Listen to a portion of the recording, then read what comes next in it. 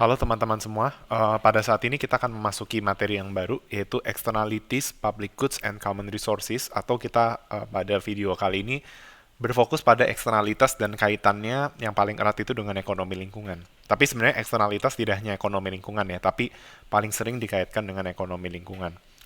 Nah, sebenarnya ketika belajar eksternalitas seringkali di pengantar tidak terlalu dibahas terlalu detail, tetapi kalau di level pengantar itu kalau kita belajar tentang kegagalan pasar, seharusnya yang dipelajari ada dua ya. Jadi ketika kalian udah belajar tentang pasar dari persaingan sempurna sampai tidak sempurna, yang ditutup dengan yang dibuka dengan monopoli, oligopoli, lalu ditutup monopolistik atau terserah lah ya urutannya mau monopoli dulu. Yang jelas persaingan sempurna dulu baru monopoli. Nah, habis monopoli boleh ke oligopoli dulu atau boleh ke monopolistik dulu. Pokoknya antara monopolistik atau oligopoli itu nutup ya. Baru kita bahas kegagalan pasar. Nah, kegagalan pasar itu terjadi ketika apa? Kalau di konsep PCM itu kan dia produksi harus seefisien ya, di paling efisien ya, yaitu ketika equilibrium itu tercapai. Nah, tapi kenyataannya di persaingan tidak sempurna equilibrium itu tidak tercapai. Dan ada beberapa faktor yang menyebabkan hal tersebut kan. Nah, itu yang kita sebut dengan pasar itu gagal gitu, karena dia tidak memproduksi di level yang efisien. Nah, dan dua hal besar yang merupakan kegagalan pasar itu adalah eksternalitas dan asymmetric information. Asymmetric information itu adalah chapter setelah kita belajar externality yang seharusnya menutup pembahasan kita di pengantar mikro. Tetapi ada chapter tambahan yang juga dipelajari yaitu income distribution. Meskipun itu ngarahnya udah lebih ke ekonomi human capital economics seperti itu, oke? Okay? Atau public economics. Nah, sekarang kita lanjut aja ke pembahasan tentang eksternalitas. Jadi apa itu eksternalitas? Eksternalitas itu bisa biaya atau manfaat yang ditanggung oleh pihak ketiga, intinya itu ya, dari aktivitas kedua pihak. Jadi misalnya paling gampang eksternalitas tuh gini.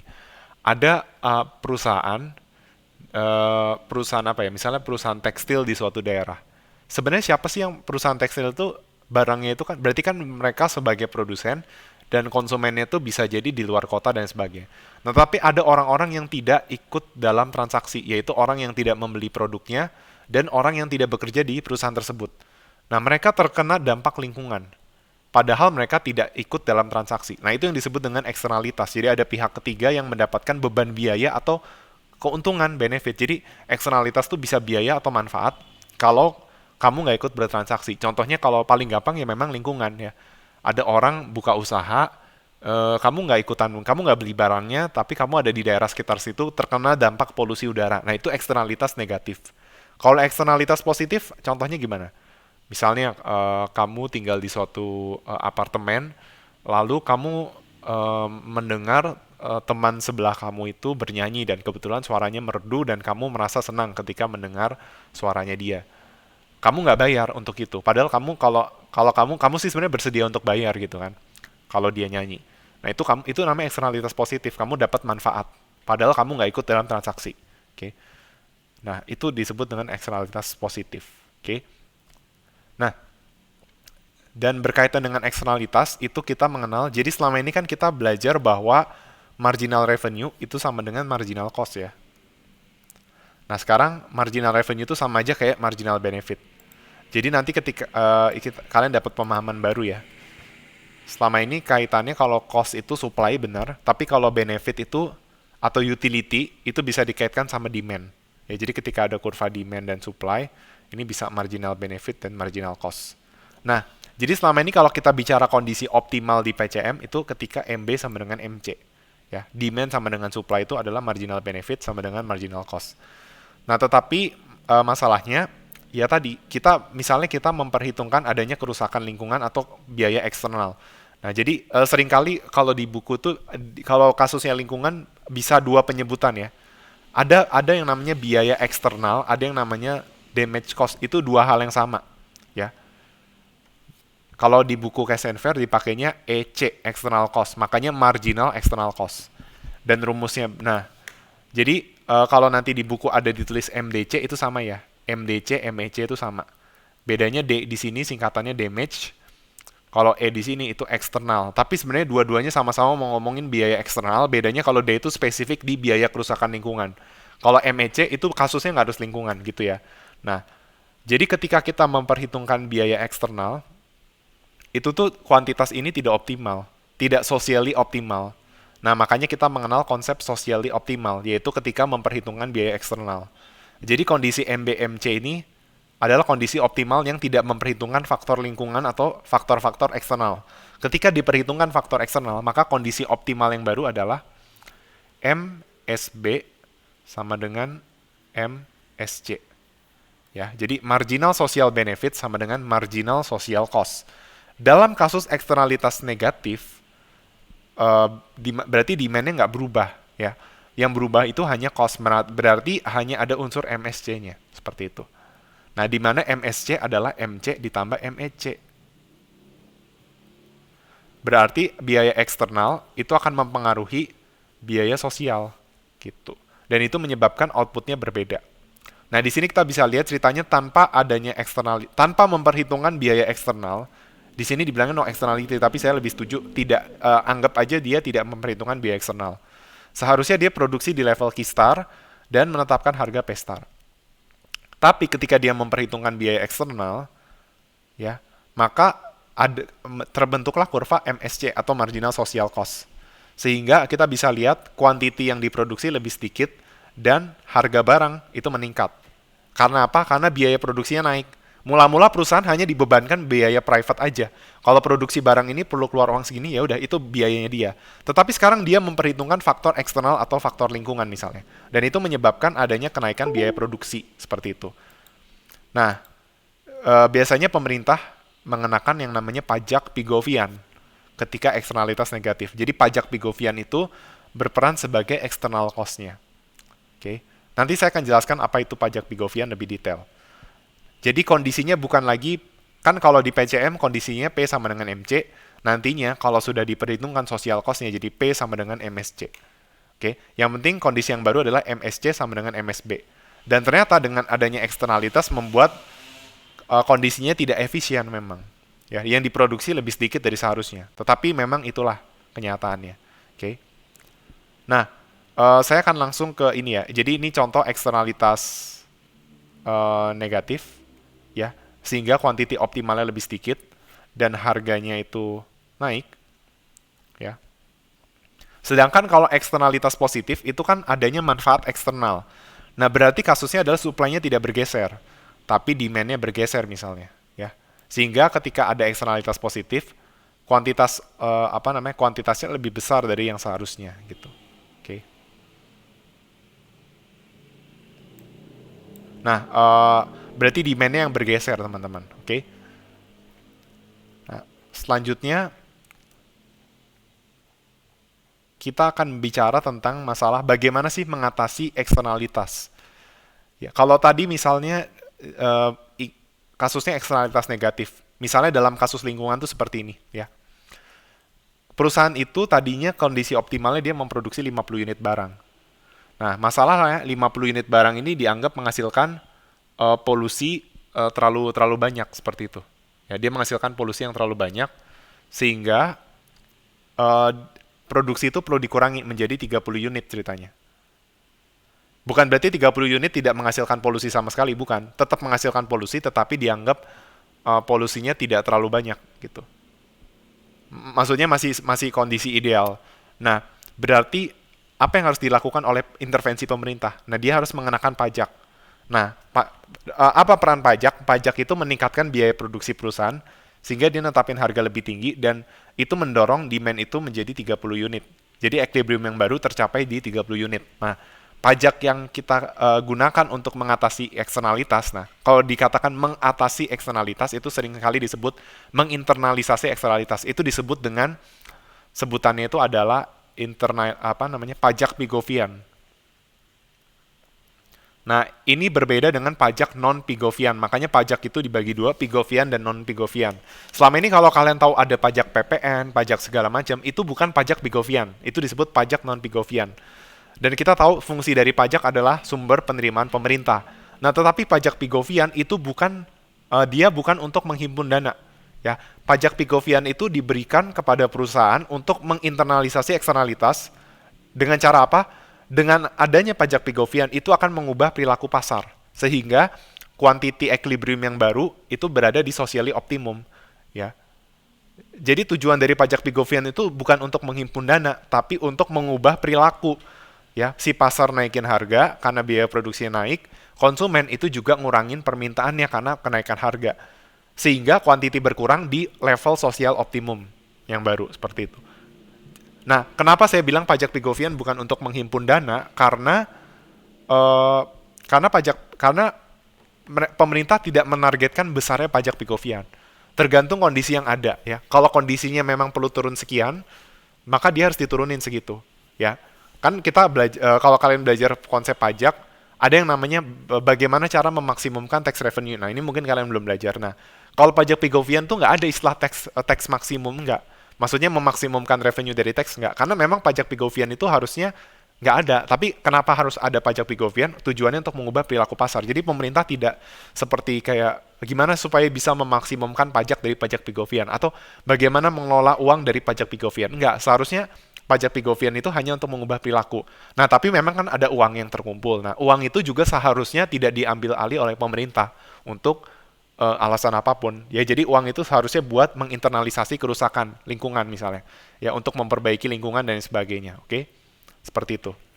Jadi itu berkaitan dengan pajak Pigovian.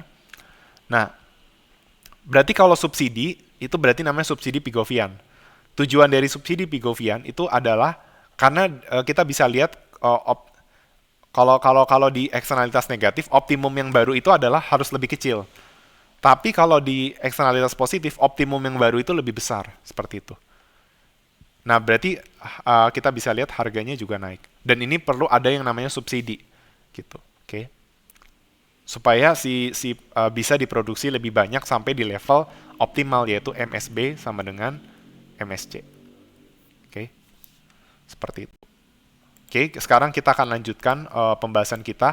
Nah, jadi itu kan cara untuk menganalisis eksternalitas, ada pajak Pigovian atau subsidi Pigovian. Nah, tetapi ada metode yang lain yang sifatnya itu tidak melibatkan intervensi pemerintah. Yang sifatnya itu dalam bentuk negosiasi. Ya. Apa namanya? Yang namanya adalah Coase Theorem. Jadi Coase Theorem itu lebih melibatkan negosiasi antara kedua pihak untuk akhirnya mereka tuh memutuskan gimana solusinya kalau kalian itu merasa misalnya ada orang yang merokok gitu ya. Bagi orang yang merokok ya dia akan mendapatkan peningkatan utilitas dari aktivitas merokok, ya. Nah, tapi ada orang-orang yang tidak tahan dengan asap rokok atau dia merasa kondisi lingkungan itu jadi buruk kalau kamu merokok di sebelah dia. Sehingga Coase Theorem itu dia nggak dikenakan, dia nggak ada intervensi pemerintah. Jadi misalnya orang yang ngerokok misalnya itu dia bersedia untuk bayar $5 misalnya supaya orang yang ngerokok itu bisa nggak ngerokok di situ. Nah, itu namanya Coase Theorem. Jadi kesepakatan antara kedua pihak gimana supaya bisa menginternalisasi eksternalitas yang ada. Dan Coase Theorem itu sifatnya tidak harus Pareto efisiensi ya. Bisa aja salah satu dirugikan, tapi selama mereka sepakat terjadilah Coase Theorem. Atau mungkin nggak harus melibatkan biaya ya. Bisa Pareto, bisa nggak. Misalnya ada orang yang ngerokok di dekat bangku kita, terus kita bilang kita tidak tahan bau asap, terus orang yang ngerokok mungkin dengan sadar diri dia merasa oh ya udah dia nggak bakal berhenti ngerokok atau cari tempat lain buat ngerokok. Nah, itu kan Coase Theorem ya. Sama-sama Pareto. Jadi kamu jadi utility-nya meningkat karena nggak ada orang yang ngerokok, dan yang ngerokok juga merasa nggak resah kalau dia itu melihat orang di sebelahnya itu keganggu. Nah, itu berarti ada altruisnya ya mereka berdua ya. Bisa juga dengan misalnya kekerasan misalnya. Kalau kamu ngerokok di sini saya bilangin satpam misalnya. Nah, itu kan juga dia disutility tuh orang yang ngerokok kan, pakai diancem-ancem. Tapi bahkan mungkin yang ngancam juga disutility karena dia harus marah misalnya. Tapi kalau masalah itu selesai, itu juga bagian dari Coase Theorem. Karena negosiasi itu nggak harus yang sifatnya lembut ya. Bisa jadi dua-duanya alot, tapi selama itu bisa tercapai, Coase Theorem itu terjadi. Oke? Seperti itu teman-teman, berkaitan dengan Coase Theorem. Dan eksternalitas itu termasuk kegagalan pasar karena adanya inefisiensi di pasar, seperti itu. Oke? Dan nantinya kalian akan belajar kenapa barang publik itu menghasilkan kegagalan pasar. Karena barang publik itu cenderung overconsume dan itu menyebabkan inefisiensi. Oke. Nah, kita udah belajar kebijakan publik dalam menghadapi eksternalitas ya, salah satunya Coase Theorem. Dan ini saya skip aja. Nah, kita langsung aja ke contoh soal yang ada ya. Nah, ceritanya kita disuruh nunjukin bagaimana consumer itu di harm akibat adanya polusi yang dihasilkan. Oke. Nah, ini contoh kurvanya yang eksternalitas negatif. Jadi mula-mula ada marginal benefit dan marginal cost ya. Nah, ini sebelumnya dia udah dikenakan marginal social cost ya. Tetapi ceritanya ada kenaikan damage cost menyebabkan MSC itu bergeser. Nah, bisa kita lihat kondisinya tadinya key optimal, sekarang key not optimal. Key-nya lebih kecil. Nah, disinilah terdapat apa? Dead weight loss nih. Kan kalau mau bandingin dead weight loss tuh bisa dengan key PCM atau key sebelumnya. Nih anggap aja optimal key itu yang key PCM. Nah, terbukti bahwa ada dead weight loss sehingga consumer itu di harm akibat adanya penalti dari industri penal apa taxes atau polluting industry penalty dari government. Oke. Nah, sekarang kita masuk ke soal nomor 2. Nah, ceritanya misalnya children itu menyebabkan negative externality ya. Bagaimana ini dampaknya terhadap diskon terhadap children's meal at restaurant and discount tickets for children at museum. Nah, mungkin mereka berpikir misalnya kehadiran anak-anak tuh menyebabkan eksternalitas negatif. Saya nggak tahu, mungkin kalau di museum mungkin dia punya kecenderungan untuk merusak fasilitas publik gitu ya. Terus dan sebagainya lah ya. Tapi intinya ceritanya anak-anak tuh dianggap sebagai penghasil eksternalitas negatif. Maka apa yang bisa dilakukan untuk mengatasinya? Berarti intinya adalah mencoba untuk mengurangi jumlah anak-anak yang mengunjungi restoran misalnya atau mengunjungi museum. Gimana caranya? Ada 3 cara yang bisa dilakukan dalam rangka tanpa melibatkan intervensi pemerintah. Misalnya yang pertama, mengenakan restriction. Mungkin orang yang ke museum atau ke tempat tertentu kalau cuma anak-anak doang nggak boleh, harus ada orang dewasa ya. Dengan harapan misalnya anaknya itu bisa dikontrol sama orang yang dewasa. Jadi kerusakannya bisa minim. Ya, dengan adanya mungkin masih ada juga orang yang misalnya anak-anak pergi sama orang dewasa tapi masih bikin masalah. Itu tetap ada tapi setidaknya udah berkurang kan. Nah, jadi dengan mengenakan X restriction, jumlah anak-anak yang datang lebih sedikit, dan itu bisa menginternalisasi eksternalitas. Lalu bisa juga mengeset harga untuk harga untuk ke museum atau kemana buat anak-anak dan orang dewasa itu sama persis. Sehingga tadinya anak kecil yang merasa bayarnya lebih murah, mungkin sekarang jadi mikir-mikir kalau biaya sama, mereka nggak akan asal datang misalnya. Ya. Lalu bisa juga dengan cara, misalnya kalau ke wahana bermain harus berat badan tertentu. Nah, kan kalau berat badan tertentu anak-anak mungkin nggak bisa mencapainya. Ada juga anak kecil yang udah sampai beratnya segitu, tapi kan dikit. Ya, jadi seperti itu teman-teman. Untuk mengatasi negative externality, dan ini bisa menyebabkan positive externality bahkan ya, dengan adanya kebijakan ini. Oke. Nah, terus kita lanjut ke soal yang pilihan ganda nih. Soal nomor 4 ya. Dia Yeremia membayar tetangganya $10 per minggu agar dia tidak berpesta tiap malam minggu di apartemen karena merasa terganggu saat mempersiapkan khotbah di hari Minggu. Ya, biasanya orang kalau mempersiapkan khotbah buat gereja itu biasanya perlu persiapan, dan mungkin Yeremia juga tidak mau berdebat dengan tetangganya, dia juga nggak mau konflik, dia juga nggak mau dikira buruk, jadi dia lebih baik kayak ngajak baik-baik aja, dikasih uang $10 supaya si tetangganya tuh pesta di tempat lain ya, gitu. Ya dia intinya nggak mau cari ribut, atau mungkin dia merasa kasihan juga sama tetangganya nggak bisa pesta karena nggak punya uang, jadi dikasih uang $10 tiap minggu karena mungkin si Yeremia ini ceritanya gembala dari suatu gereja yang harus khotbah tiap minggu misalnya ya, dan tetangganya setuju menerima uangnya dan dia berpesta di tempat lain. Artinya Yeremia untung karena dia tetangganya nggak berisik lagi, tetangganya juga dapat uang sehingga bisa pesta di tempat lain. Nah, ini termasuk apa? Kuasa teorem ya, seperti itu. Bukan Tibiot hypothesis atau yang lainnya. Nah, terus sekarang masuk ke soal nomor 5 dulu. Asumsikan inverse fungsi permintaan A min Q dan biaya konstan C. Bagaimana dampak penerapan pajak Pigovian sebesar $2 per unit? Nah, pertama-tama kita cari dulu informasi, dibilang marginal cost-nya C ya. Nah, ini merujuk pada marginal private cost. Nah, berarti kalau marginal social cost itu adalah marginal cost ditambah marginal external cost. Nah, jika biaya dikarenakan pajak Pigovian $2 per unit, berarti marginal social cost-nya adalah C plus 2. Gitu. Kan biayanya naik 2 per unit ya. Nah, sedangkan sekarang yang perlu kita cari adalah marginal social benefit yang sama dengan marginal benefit. Dapatnya dari mana? Dari si ini. Ini tuh harus diubah dulu. Jadi MR sama dengan A min 2 beki. Gitu. Karena dia akan marginal benefitnya sama dengan marginal revenue. Kan bukan PCM. Kalau PCM bakal sama kayak demand. Tapi kalau monopolistik kan enggak. Kalau monopoli kan harus MR sama dengan MC. Jadi A min 2 B. Jadi kalian bikin A min 2 beki sama dengan C. Nah, ini kondisi sebelum adanya pajak Pigovian. Hasilnya apa? Jadi MR sama dengan MC aja. Hasilnya adalah 2 beki sama dengan A min C. Berarti Q adalah A min C per 2B. Nah, apa yang terjadi kalau dikenakan pajak 2 dolar? Berarti sekarang bukan MR sama dengan MC, tapi MR sama dengan MSC. Ya, berarti A min 2BQ sama dengan C plus 2. Berarti 2BQ sama dengan A min C min 2. Seperti itu. Berarti Q-nya itu ini dibagi 2B. Berarti Q adalah A min C min 2 per 2B atau Q-nya adalah ya A min C per 2B bikin min 2 gini ya. Ini adalah Q yang baru. Nah, di sini ditanyanya lebih ke harga ya. Kita lihat bagaimana dampak harganya. Kan harganya adalah A min Q ya. Berarti A min kita lihat dulu harga mula-mula. Ketika Q A min C per 2B berapa harganya?